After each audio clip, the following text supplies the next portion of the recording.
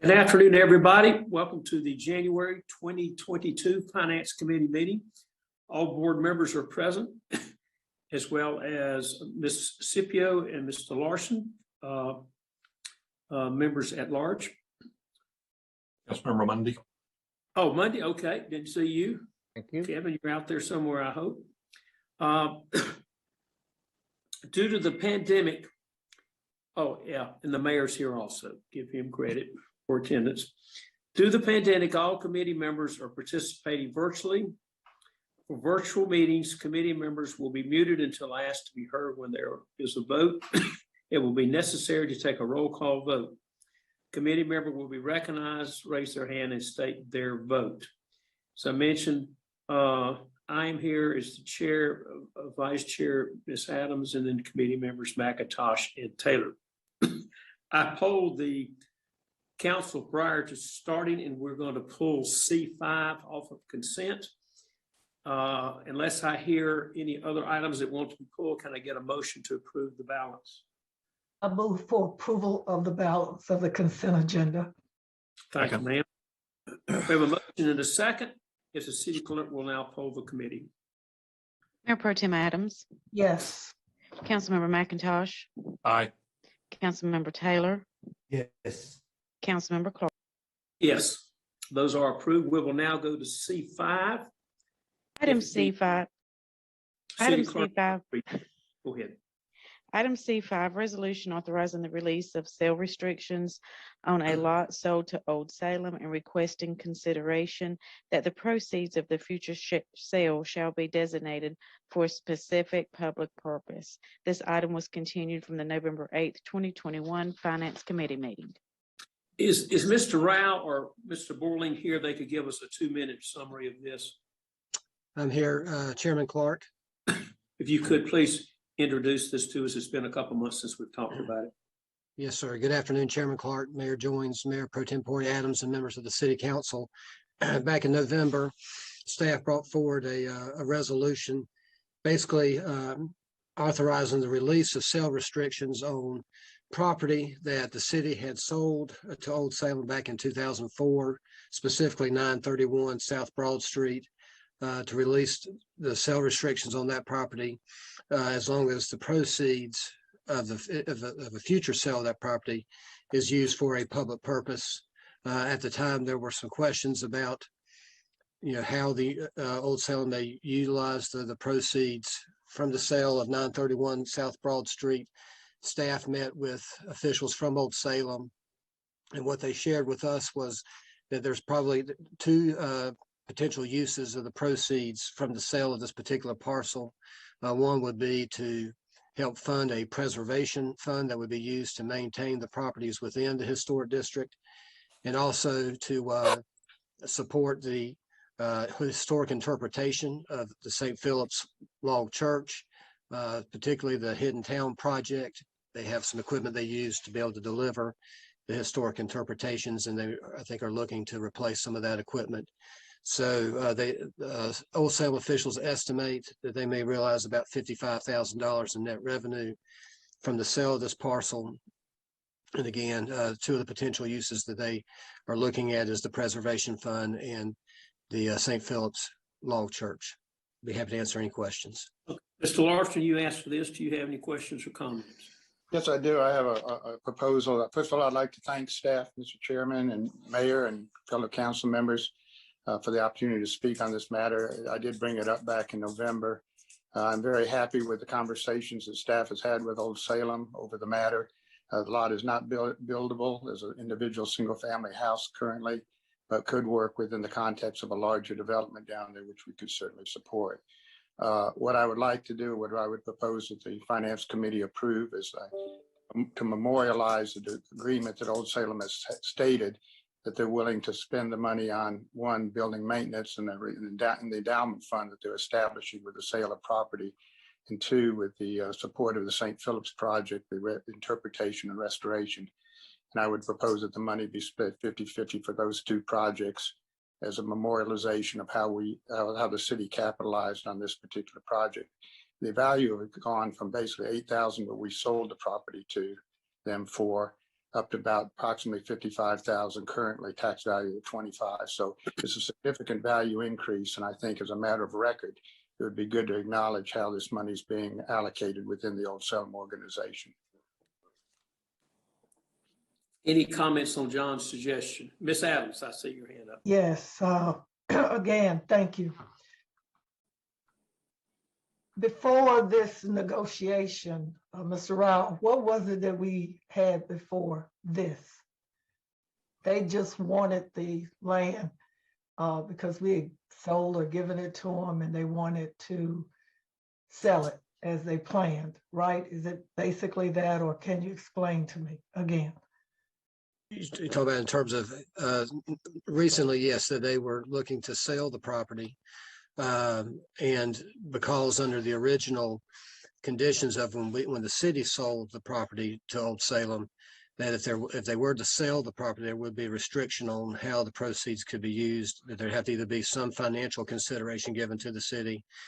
And what this resolution does would waive that, but would still require Old Salem to use the proceeds for a public purpose, such as, for the operations of Old Salem, for programming, those types of uses. Okay. And who is going to verify that the monies will be used for, what was it? Helping to restore the old St. Philip's Church and some other Black folk stuff? What? Two uses, Mayor Pro Tem Adams. One would be to help establish a preservation endowment fund to maintain the properties in the historic district, and then also to assist with historic interpretation of St. Philip's Church, and in particular the Hidden Town project. And this project was part of their strategic plan, correct? I believe that's correct. And Mayor Pro Tem Adams, Terry Taylor, who's the Chief Operating Officer for Old Salem, is participating in the meeting if there are specific questions that you all have for Old Salem. I don't particularly have a question, but I have a comment that maybe it's a good thing, I don't know. But lately it always looks like folks always pull the thing out of the hat when it's relative to marginalized groups and diversity to use funds for. And I have no issue with that. I just wish we'd all had this moment years ago. But it just seems that I don't remember hearing about this in the first part of the negotiation when it came to us in November. Thank you. Mr. Mayor, you had a comment, then Mr. Larson. Mr. McIntosh, then Larson. Go ahead.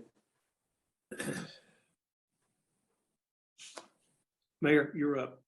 Oh, thank you. I think John Larson makes a good point to combining this particular small lot with a larger development down there will get some additional housing built in that area, which we all know is very, we're all interested in. The city, of course, was trying to buy some of that ourselves, but without bid, which is okay, as long as we can get some housing developed there. So I just was supporting John's comments in that regard. Thank you. Mr. McIntosh? I'm a little confused. Is what Councilmember Larson just requested the same as what's in our packet? Councilmember McIntosh, the memo describes the potential uses of the proceeds. The resolution itself doesn't go into that specific detail, but if Councilmember Larson's amendment is approved in committee, then staff will revise that resolution to specifically memorialize those specified uses. Okay, I'm a little bit uncomfortable with us getting that specific. Maybe city manager or city attorney can talk about what to me, it seems like it reads that it must be sent for a public purpose. And I don't know that we need to be into Old Salem's business quite that much. I mean, I would be comfortable that this is a handshake deal that says that they were going to use that money the way John had requested it, but I don't know that memorializing this and say that city council directs it to be done like that. Somebody else help me out here. Is this how we usually do things? If I can make a comment, this gets back to something Ms. Adams said too.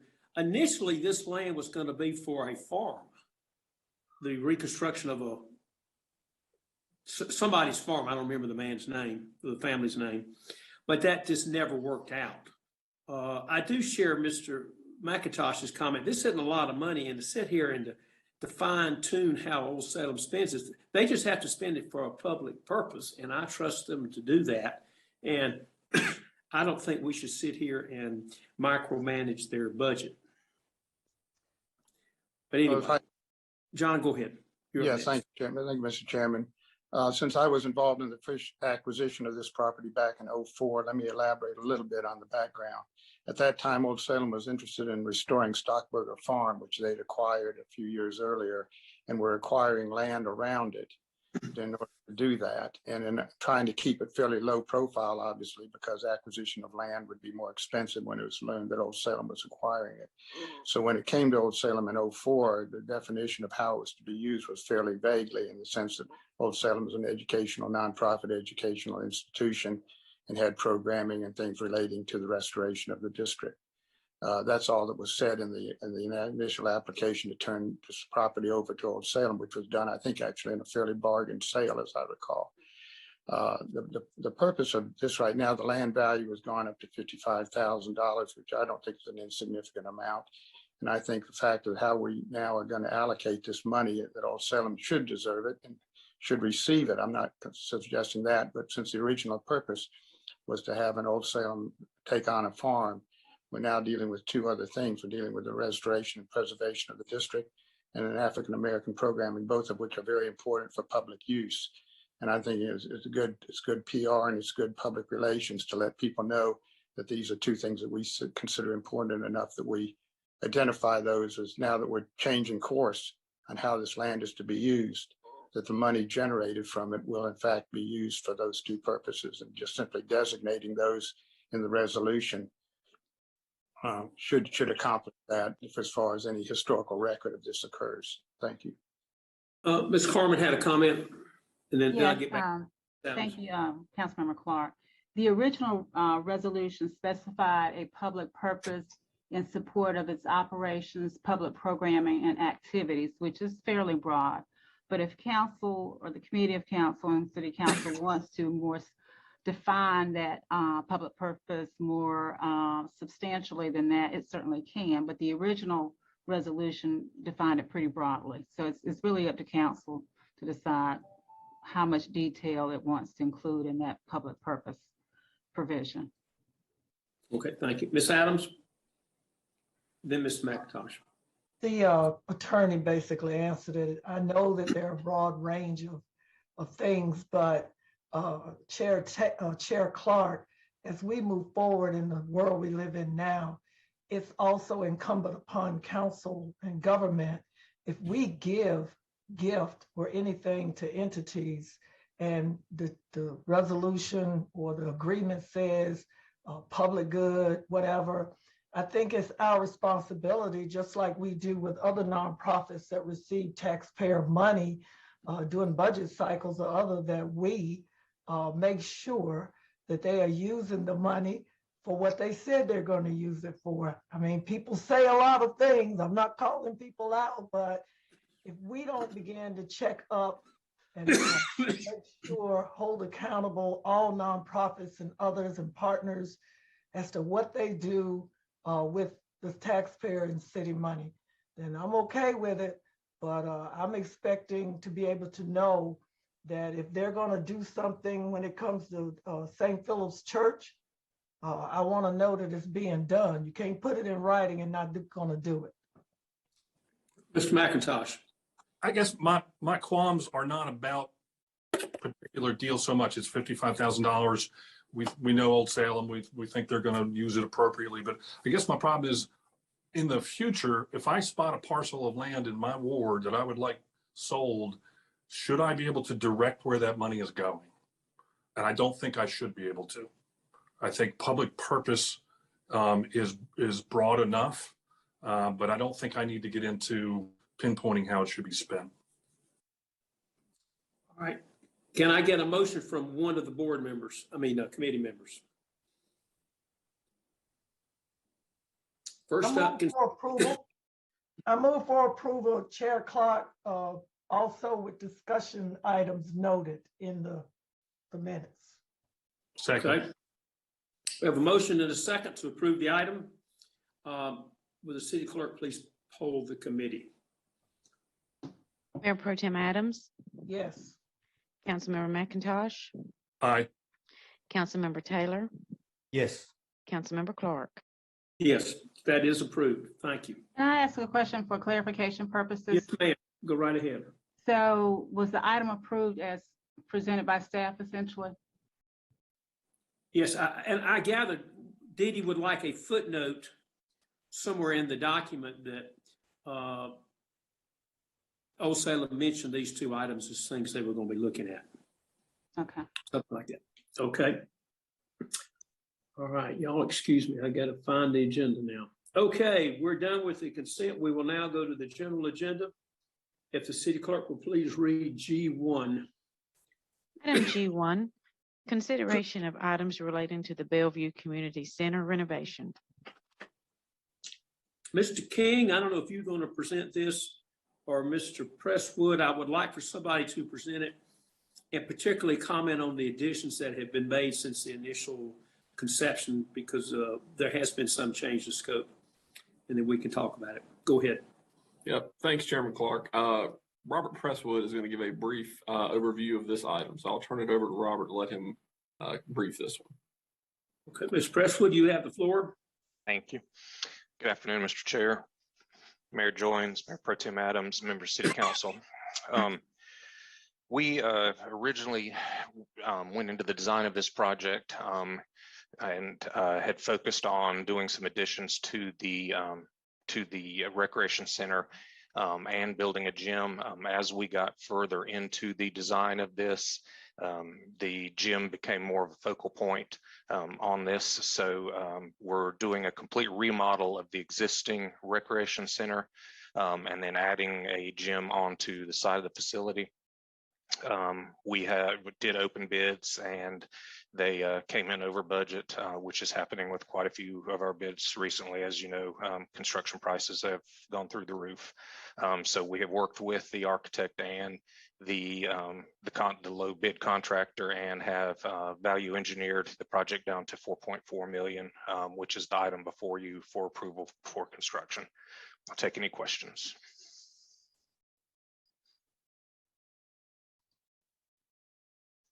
You're on mute, Chair Clark.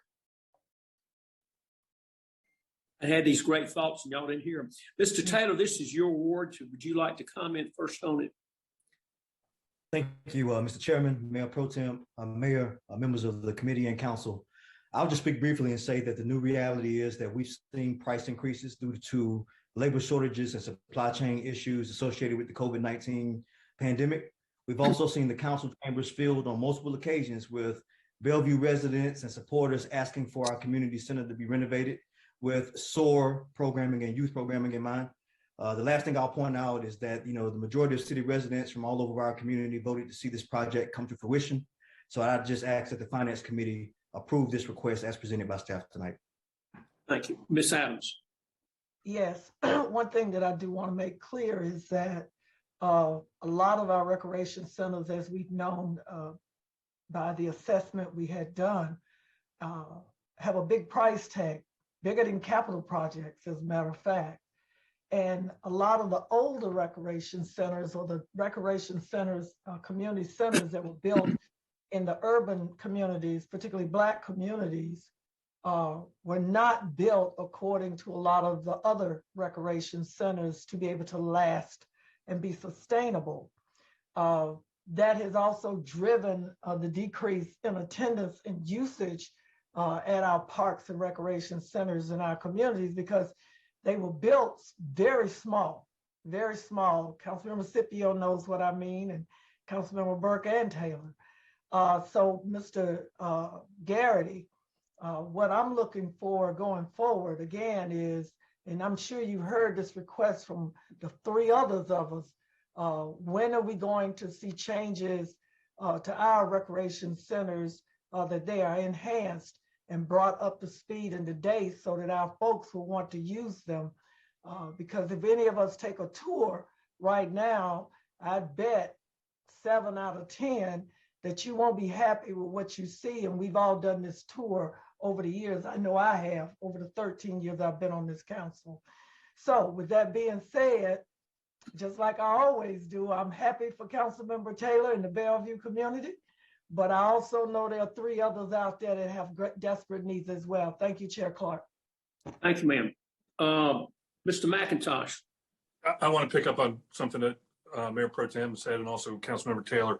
I mean, I do think this is a bigger, the scope is increased, but I think we underestimated what the needs were first time around. And I think this is a part of the community that has been underserved and undercapitalized. And I'm comfortable with that. Having just gone through Commercial Park and seeing how prices have increased there, I also am very familiar with that. But to pick on Councilman or Mayor Pro Tem Adams, I was at Old Town Rec Park today. We really need to focus in the next couple of years on fixing things. We got a lot of stuff that needs to be fixed, and bright, shiny new objects are fun, but we need to do some maintenance.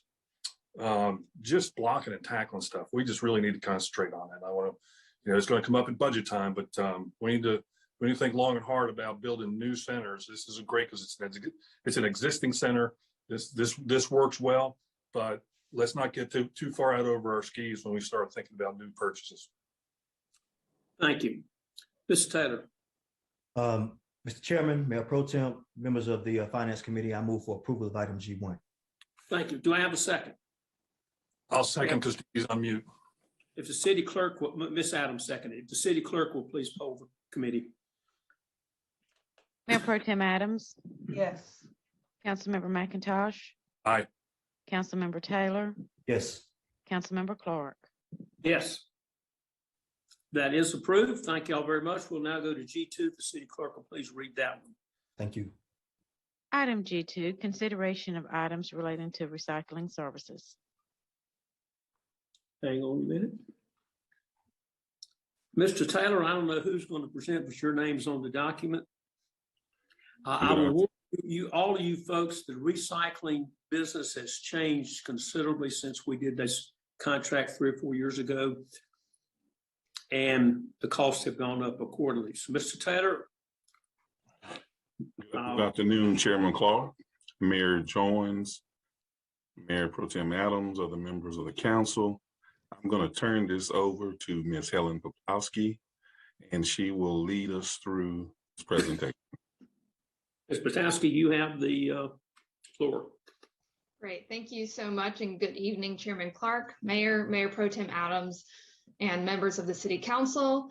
I'm just going to give a summary of where we are in the process of identifying the next recycling services contract for our city's residential services. We did receive 2 proposals in response to the RFP issued last summer, one from Waste Management and one from Republic Services. And the low bid went to Waste Management, and you can see the details of the evaluations in Exhibit A.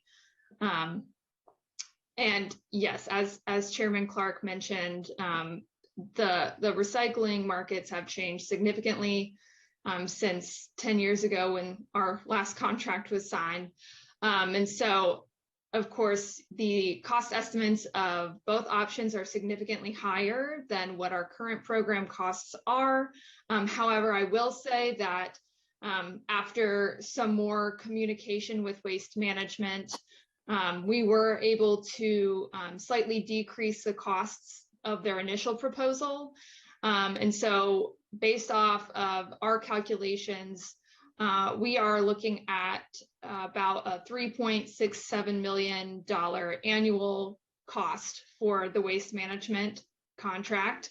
But Waste Management did also come back with an update to their proposal, the contract pieces. So they have presented us with the option of opting out of the hauling services after 1 year to bring them in-house. And so we have also presented some of those, the estimated costs of doing the service in-house, which is actually quite similar, but still somewhat less expensive than the 1-year contract cost of the waste management option. So we have presented those numbers to you. That in-house cost is closer to 3.4, rounded up maybe 3.5 million. And so that's what we're looking at right now for our cost estimates. I also want to thank Scott Tesh and his budget team with assistance in some of the calculations around the possible ways to recover these costs. And then on the second page of the CARF actually talks about some of the options in terms of the increased tax versus a user fee or a solid waste fee. And so I'll stop there and allow time for any questions. But Ms. Polinsky, today we're just looking at approving a contract. We're not doing the budget as far as how we're going to pay for it. Correct. Yes. So this CARF is looking for approval to enter into the contracts with Waste Management. Again, that would be 2 contracts, a separate one for processing and the option for the hauling. But we are also looking for approval for the budget amendment, as well as approval to go ahead and take action to start acquiring some of the equipment that would be necessary for us to be able to effectively transition to in-house in next April. Yes. Okay. Thank you. Ms. Scipio, you had a question, comment? Yes. Thank you, Mr. Chair. I was wondering, are there any municipalities, to your knowledge, who are making any profit on recycling? I think the public believes that recycling is a generator of profit. And are we realizing any cost in other things that we're doing because we're recycling? So I will say that most other cities in the state actually perform collection in-house. And so there are fewer costs per unit because of that. However, it's standard practice, best practice to have revenue shares set up with these companies. However, those revenue shares are really just more of a way to offset costs and do not actually end up being of any profit to the cities. Thank you. Ms. Adams. Yes, thank you, Chair. Kind of think of recycling and whatever, like your health insurance. When Councilmember Clark and the Ramco board of the health board, a committee for the city, you look for ways to offset the cost.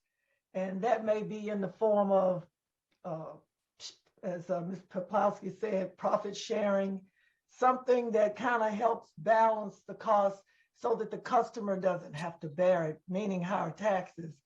My question is, and I don't remember, Mr. Taylor, whether I asked this when we were meeting, has the city recently done a survey to find out how our citizens feel about recycling? I know, like I tell people, if you're a city and you're going to attract these new businesses, you have to have all the bells and whistles that say we're sustainable, we're this, we're that. And Ms. Poplawski and Mr. Taylor, is there any chance that if the council decides, and we're going to be talking about it, I'm sure, to bring it in-house after this first year, is there any way that we could recognize any youth employment or any type of employment for citizens? Thank you. Okay. Let me just be sure everybody understands something. The first year of the contract is as is. Year 2 is when we will start doing the collection. It's going to take us a year to get the trucks and hire the drivers and this, that, or the other. There is some savings, and I'm not surprised. We're more into collecting things. We do the trash, we do bulky item, et cetera, et cetera. And waste management is more into running the actual recycling center. But do not think for a minute, and Ms. Scipio has pointed this out, it is going to be, I think it's $5 to $6 per citizen per month, something like that. This is, the Chinese don't want our recycling anymore, and the value of it has gone down and the cost has gone up. Anyway, Mr. Mayor. Thank you, Mr. Chairman. And you point out some really good things there. Recycling is the right thing for us to do from an environmental standpoint, but what citizens need to understand is that the city's mandated by the state to reduce our waste stream going into landfills by, I think it was 20% or something like that. So we didn't have any choice. We had to figure out a way to get the materials out of the landfill best we can. And so this is a pretty good way of doing it, and it's good for the environment as well. Any other, Mr. McIntosh? Yeah, I think it's important, one thing we struggle with consistently is how to communicate with our constituents. And I think it's up to us to do a better job to let people know that it's great to recycle, but it costs more money to recycle than it does to landfill. Mm-hmm. And, recognizing what the mayor just said, there's certain things that we're bound to do. But some of this is just essentially going to be feel-good stuff where we're paying more money to recycle than we would be to landfill. It's interesting how cycles come and go, whereas 5-10 years ago, outsourcing everything was the best way to go. Now we've brought our street sweepers back into the city. It looks like we're planning on bringing this back in. So, it's just one other thing I'd like to caution on is if we can find a way, if we can build this not through raising property taxes, that would be my preference. When we're in the economic development business, property tax rate is the first thing that people look at. And if this can go towards if this can be seen every month on people's bills, I think people will get the message at some point. So I would rather see it done that way. Understanding we're not addressing the funding side today. That we'll take care of in the annual budget, which will take place in 4 or 5 months from now, something like that. Anyway, right now we're just looking to approve this contract. Mr. Larson, I see your hand up. Yes, I'd like to just respond that there are costs to everything we do in the city, and some of them are very tangible and show up on our taxes and on a very, very real short-term basis. And then there's the cost of environmental issues that we face globally.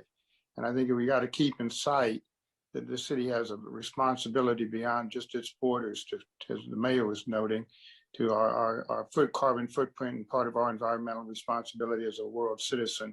And so that cost, I think, is something we may have to absorb as we go along, unfortunately. I don't think we have much of a choice on that. Okay, thank you.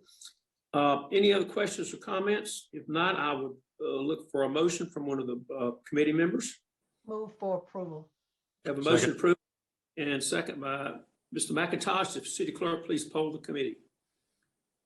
Mayor Pro Tem Adams. Ms. Adams? Yes. Thank you.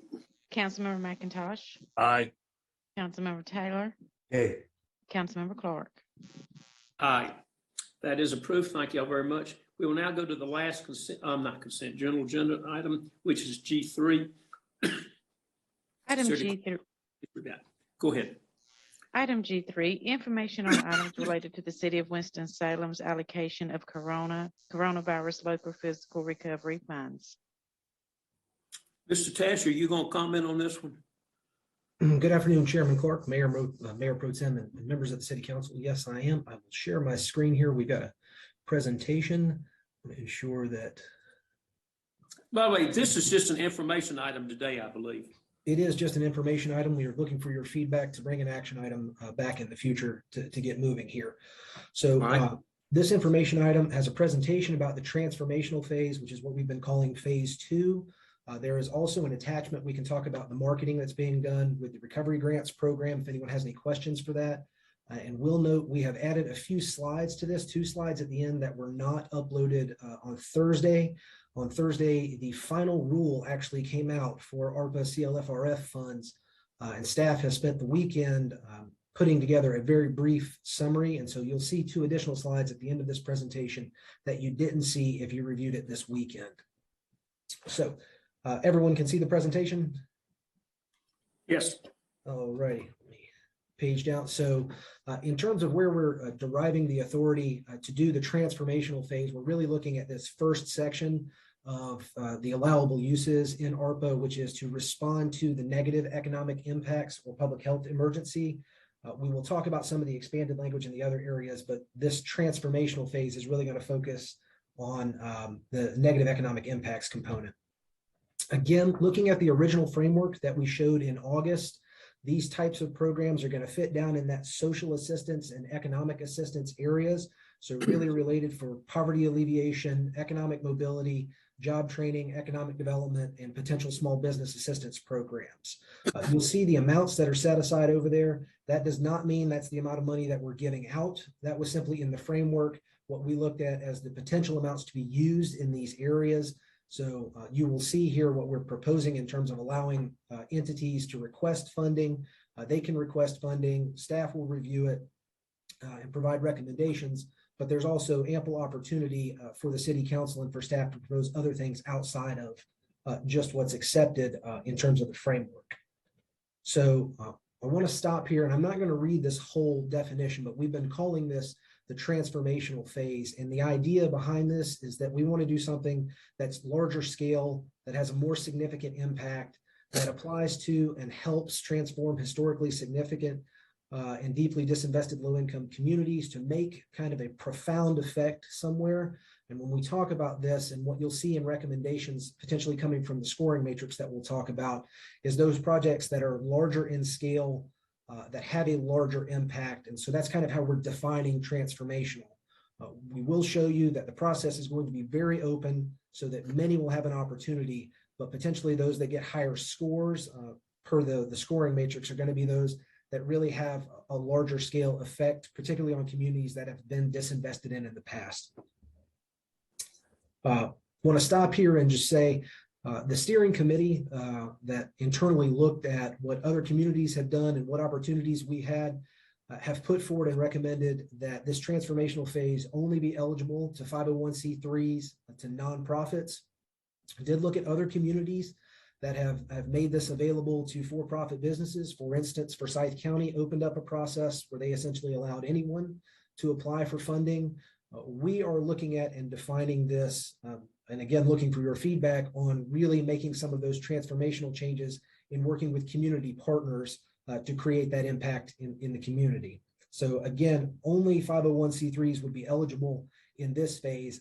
That is not to say that there might be an application or an idea from a 501c3 that has a benefit for small businesses to be some type of incubator or something like that. But the 501c3 itself would have to propose the idea and would be the federal subrecipient if awarded. So in terms of evaluation, application, award process, really quickly, we're looking at a couple of phases here. First phase, obviously, looking at the number of applications that some of our peer jurisdictions have gotten when they've opened processes similar to this in the range of 200 to 300 applications. We'll have an initial review by our internal task force that just looks for eligibility. If we cannot find that the project or idea is eligible, we're not going to give it a score. There's no reason to do that if we can't find a way to make it eligible for ARPA funding. After that initial review, you'll see a group of staff members that's still being put together that we're calling the core review.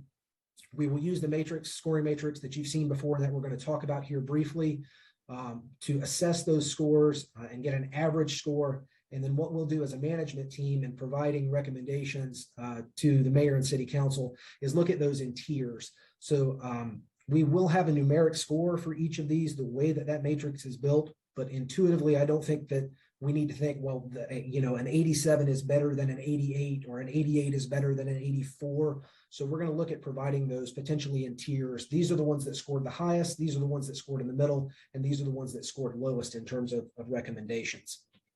So looking at that transformational scoring matrix, this is at a high level how the points are divvied out. So 20% of that looking at organizational capacity, the ability of the nonprofit to basically implement what they've done and does it align with their mission, vision, values, and what they're currently doing.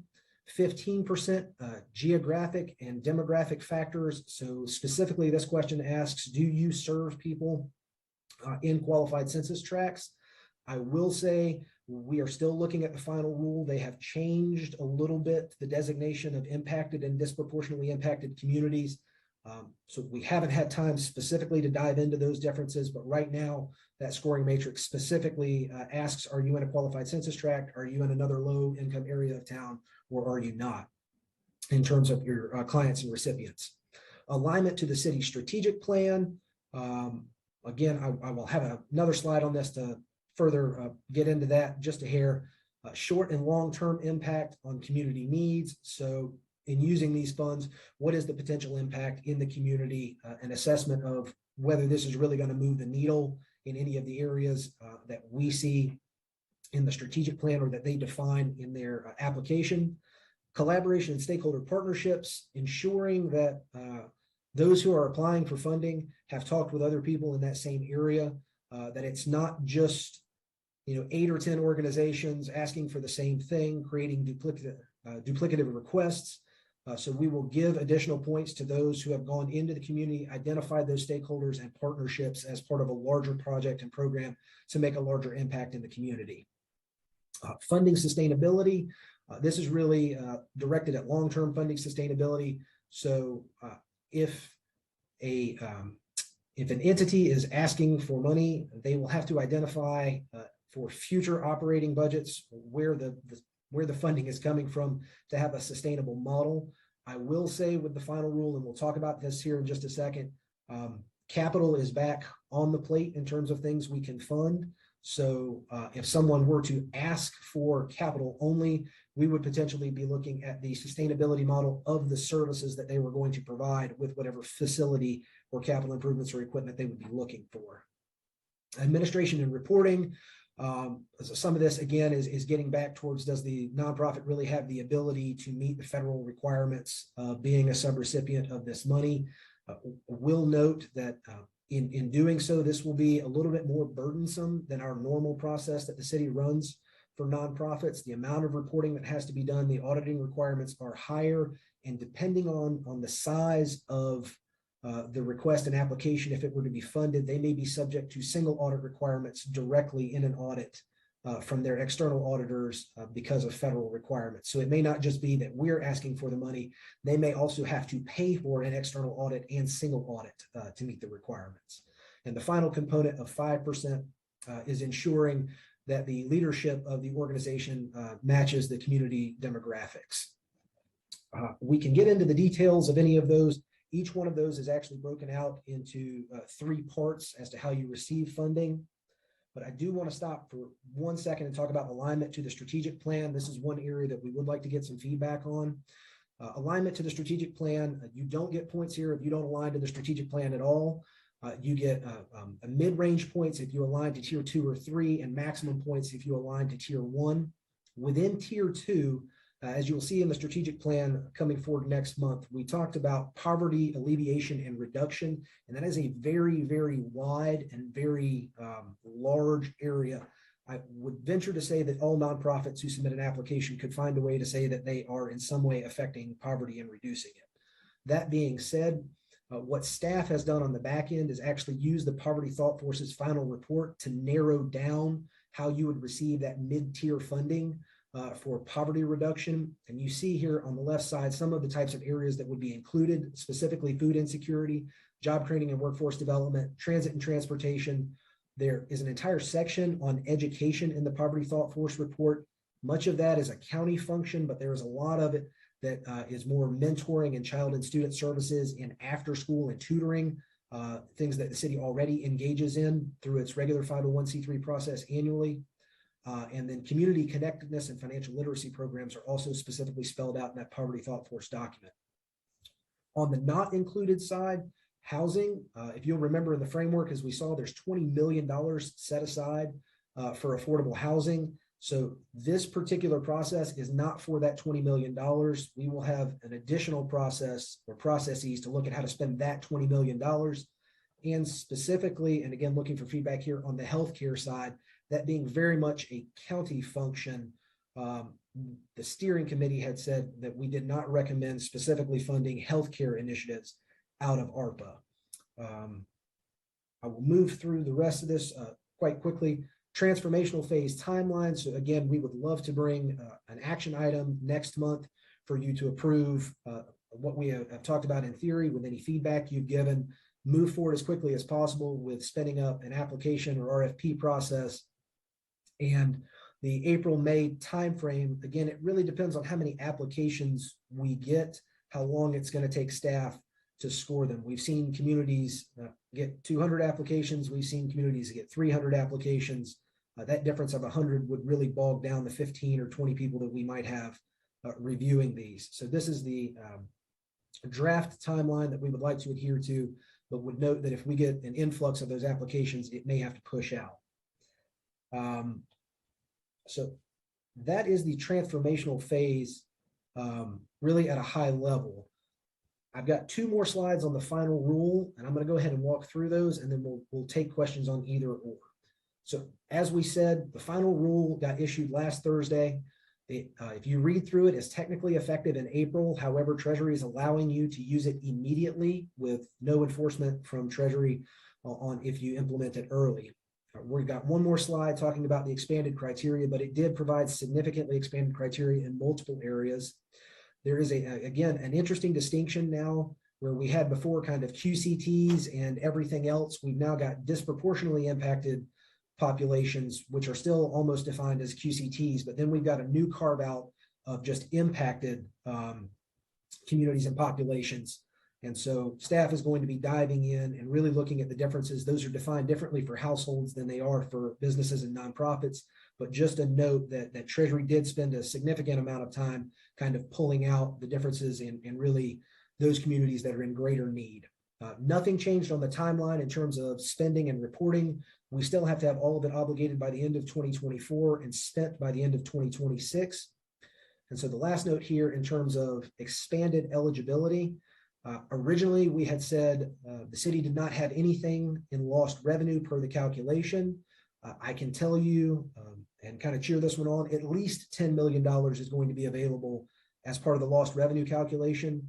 It could be more than that. They have given us an opportunity to recalculate it with 3 or 4 different variables. So staff will be doing that and bringing back to you whether the 10 million as the floor works for us better or whether a higher number does. Again, the benefit to that is it can be used for any governmental purpose other than debt. Originally, the School of Government, as well as the City Attorney's Office, had said capital expenditures did not appear to be eligible. There is explicit language in the final rule that says capital expenditures related to a service that is eligible under ARPA is eligible with no pre-approval from Treasury. The subnote there, if it is over $1 million, it does come with some additional reporting requirements and some additional justification on the front end in terms of looking at alternatives analyses. Public sector capacity. So there's a specific call out here with expanded opportunities to basically rehire to pre-pandemic levels, to provide retention incentives to keep public employees working in the public sector and to retain or to incentivize in terms of recruitment, those positions that are very difficult to fill.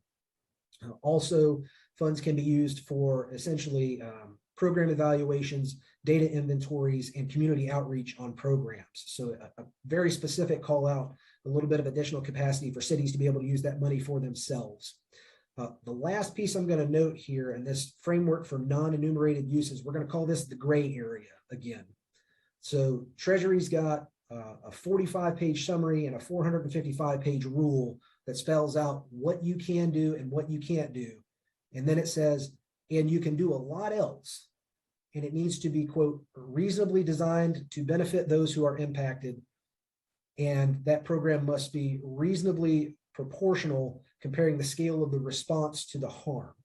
Now, this is some very vague federal language on any other program not specifically cited that you would like to do. So there is a 2-step process in terms of if we wanted to do something that's not specifically called out as eligible, we would have to work with the city attorney's office on whether or not a program that was either applied to or scoped internally fit the requirements of the rule. So that is a lot of information on the final rule. Again, it is hundreds and hundreds of pages long. Staff will be providing a much more detailed analysis of it, but did want to put that out, particularly as it affects this transformational process. The one real change there being we're going to allow people to request capital expenditures or looking for that feedback as part of the process here. So I have spoken a lot. I'm sure there are a lot of questions. I will answer what I can.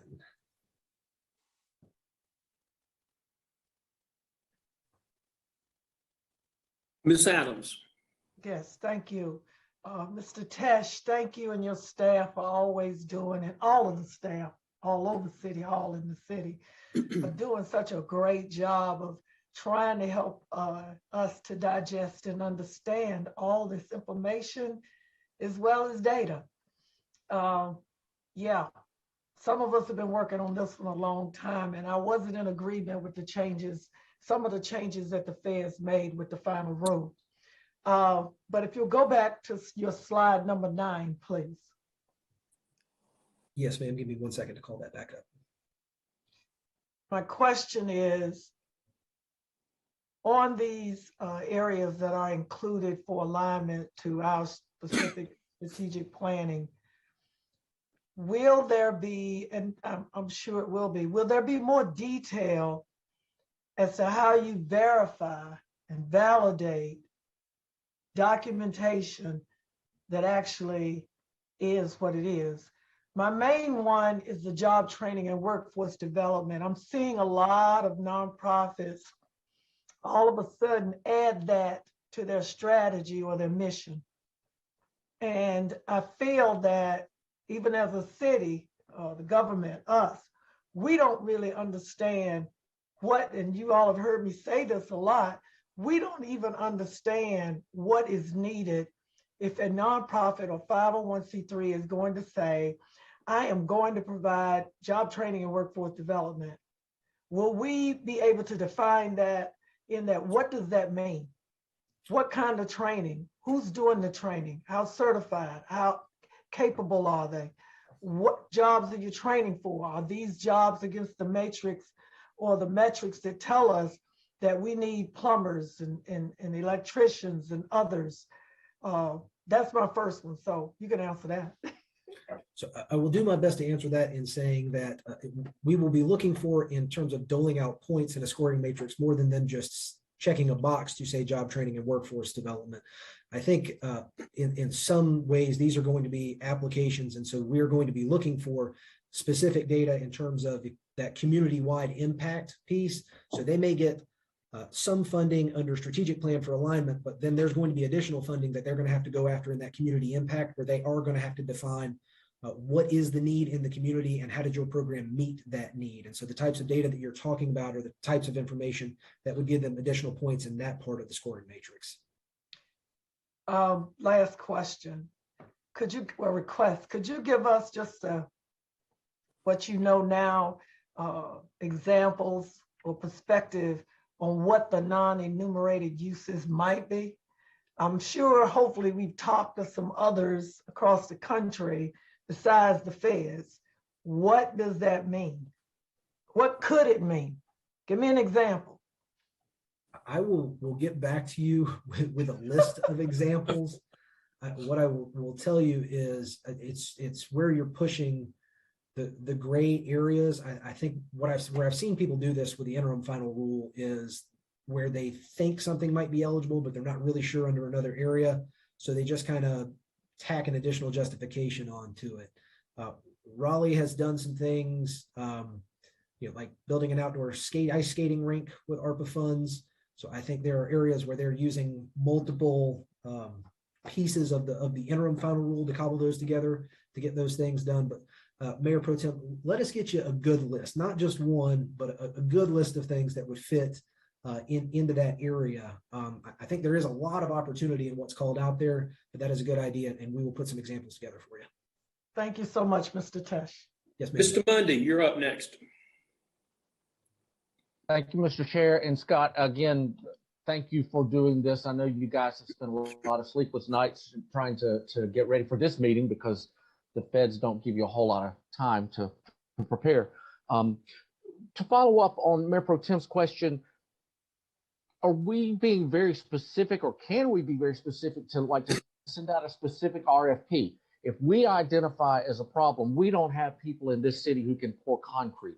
we don't have people in this city who can drive forklifts. If we are engaged in the process of determining what those needs are, can we be very specific with an RFP that says, go out and do this, as opposed to that kind of open area of create jobs and help workforce develop?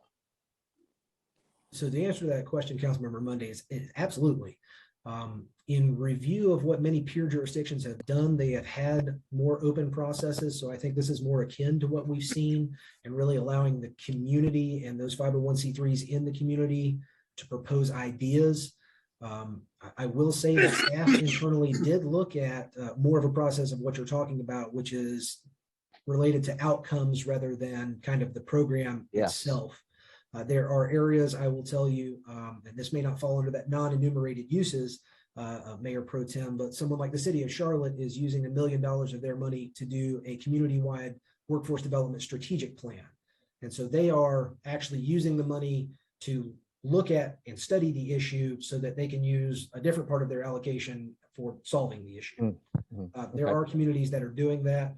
But again, if you were to look across North Carolina, you would see these types of open processes in Raleigh, in Durham, in Greensboro, Wilmington, Asheville. Many of the major communities across North Carolina have had some sort of open process geared at different issues. The other piece I would tack on again is we are trying to use that scoring matrix to hit on the city council's highest strategic priorities. But yes, if you wanted to get further into the details and prescribe the outcome via an RFP, that would be an option as well. Okay, thank you. And I have a couple more questions, and just indulge me. This is one of the most important things we will have done. So I really want to understand fully what we can and can't do. Sustainability. When you talk about sustainability, that seems like for the rest of time. Can someone come in and say, this is a 5-year plan? I'm going to use ARPA money for the first 3 years and then fund the next 2 years, or it's a 3-year plan? Is it sustainability, is that a flexible term? In terms of the fiscal sustainability of the program, yes, there's going to be some subjectivity in there, but the idea is if we are providing one-time funding to a program and it is not a one-time use, if someone is trying to stand up a multi-year program, we would like to see some evidence on their part that they have the ability to continue that program once the city's funding runs out. Okay, and then the last question, Scott, is one of on the scoring matrix, you had 15% for qualified census tract. Help me understand that a little better, because it seems like it either is in a qualified census tract or it's not. So is there some degree there? There is some degree there. So the interim final rule gave us qualified census tracts or identifying areas similar to qualified census tracts. Let me pull up the actual scoring matrix itself here, and I will find that. Give me just 1 second, sir. So in terms of demographic distribution, if a program gets full points, if the program or service is provided in a QCT or to residents that live within that QCT. No points would be given if the program or service is not provided in a QCT or beneficiaries don't live in a QCT or areas that are similar to it. And then the mid-range would be the program or service is not provided in a QCT or beneficiaries that live in it, but it does serve residents that earn less than 60% AMI or 25% or more of participants are below the federal poverty line. So what we've done is we've got QCT on one end, non-QCT on the other, and we kind of carved out another section of low income as defined in the interim final rule as getting 3 of 5 possible points. That does help. And it sounds to me like this last set of guidance opened that qualification level much more than it was before. It did, and it kind of changed the levels a little bit. So again, that's an area where staff's really going to have to dive into, and they actually gave us, the federal government, different income levels for if you're giving assistance to households versus if we're giving assistance to businesses. So there may have to be an edit in the rating structure for if a nonprofit is providing services to residents versus a nonprofit doing some sort of small business incubation service. Thank you very much. Mr. McIntosh, you're next. This is also comes from page 9 that Mayor Pro Tem brought up, and it goes to the not included items. And it's just an observation. I know there are going to be programs that we will want to support that are health related, but the custom in Forsyth County has been for us not to do health and for the county not to do housing. And I think from comments that I've heard since ARPA was announced, the county is fairly steadfast on the fact that they don't want to participate with us on housing. So my recommendation will be that if we have items that are considered health related, that we try to push those over to the county versus us spending our money on that. That's observation. All right, this is information only. It's a lot of it. Mississippi, you're up. Thank you, Mr. Tesh. Great presentation for all of this red tape and all these wonderful words the government always gives us. One of the attachments was the 44-page document that talked about the overview of the final rule. And in that document, on page 5, it talked about water, sewer, and broadband infrastructure. Just for clarity, there is a separate infrastructure funds coming down the pipe that we haven't gotten direction for. Is that right? So yes, so twofold, let me answer that. Yes, ARPA CLFRF funding can be used for water, sewer, stormwater, and broadband infrastructure with specific restrictions. There is separately the IIJA, the Infrastructure Investment and Jobs Act, which is going to put a lot of additional funding, both through formulaic grants and competitive grant processes for infrastructure, specifically in transportation, things that we would be eligible for. A lot of that money is going to funnel through the MPO, through calls for projects, and then again would be competitive grant processes where we would have to submit an application through whatever agency is administering those funds. So we're not going to get a direct disbursement of IIJA infrastructure funds where they just say, here's $20 million, spend whatever you would like. But there will be ample opportunity, we presume, to apply for those funds and for additional funding to be made available to the metropolitan planning area itself. Does that answer that question? Yes. So in this process that we're talking about tonight, it really is for us to distribute our local allocation as we have it. But if someone comes up with a great broadband idea, I suspect we'll discover or discuss whether or not it makes sense to consider it through this funding source or for one that's coming down the pipe. So in terms of broadband, there was originally $5 million called out in the framework for broadband. I will continue to say the issue with that is actually the state authority for us to use that money for public broadband purposes. Broadband in terms of ARPA is much wider than just infrastructure. There's also digital literacy programs and equipment needs that can be met through it. So people would have or organizations would have the opportunity to apply for some of that funding through this phase. And again, this is just a small portion of the local funding, not all of it. So thank you. Thank you. Okay, this is informational only. I would recommend that any additional questions get with Mr. Tash or some of the other members of the committee. Mr. Tash, thank you very much. It's going to be a challenge, but we're facing the same challenge all the other communities are on how to do it right, so to speak. Thank you, sir. That's all we have for today. Chairman Clark. Yes. Clark, you might want to remind people when the council meeting is.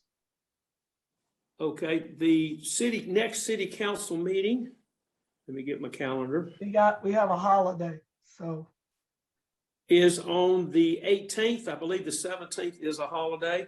So 18th, which is a Tuesday, January the 18th, is when the next major or general council meeting will be. Thank you. Thank you for that reminder. And with that, Mr. Tash, I see you got your hand up.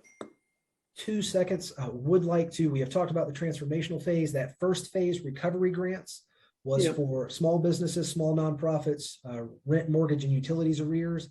That application process should be opening next week. So while we've got people watching the committee meeting, we'll say that process should be opening very soon, and you should see a blitz of marketing from the city with some assistance from United Way on social media, in print ads, in radio ads, on the city's website, and everywhere about the eligibility. That process will be open for an entire month.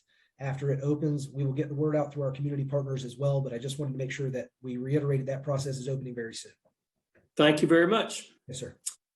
With that, we will stand adjourned, and, there is a ball game tonight. The records reflect I finished in plenty of time.